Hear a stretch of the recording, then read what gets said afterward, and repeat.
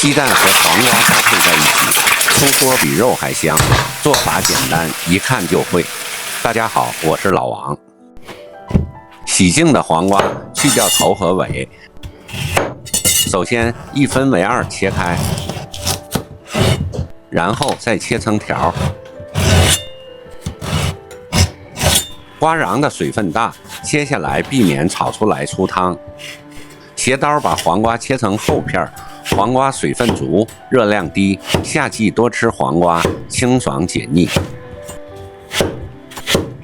切好後放入盤中，往黃瓜裡面加入1勺鹽，醃制一下，醃出多餘的水分。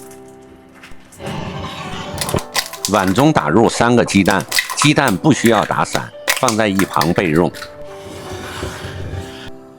起鍋加入食用油，油溫燒熱以後，把雞蛋倒在鍋中，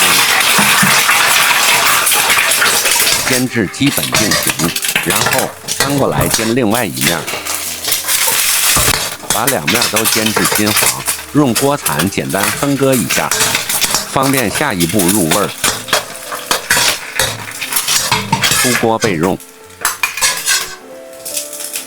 幾瓣大蒜，用刀拍一下，然後再切成顆粒感的蒜末。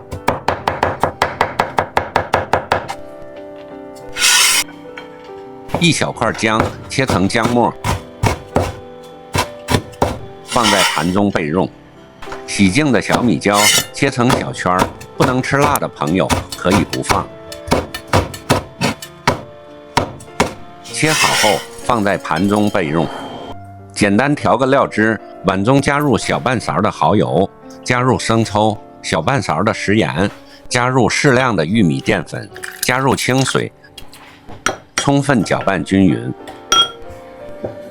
黃瓜也醃制好了，現在控出黃瓜的水分，鍋裡面加入食用油，油熱後下入薑蒜末，炒出香味兒。接着把黄瓜直接倒在鍋中，快速翻炒均匀，把黄瓜的水汽炒乾，同时炒出蒜香味儿。黄瓜本身就可以生吃，所以炒制的时间不需要太长。接下来把煎制好的鸡蛋直接倒在鍋中，調制好的料汁倒進來，快速翻炒均匀，使黃瓜、雞蛋的表面都能夠裹上料汁，然後加入切好的小米椒，快速翻炒均匀。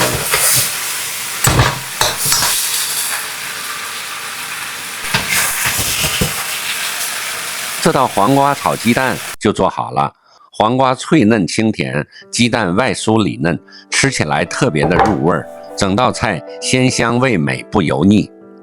做法簡單，廚房新手都能輕鬆復刻。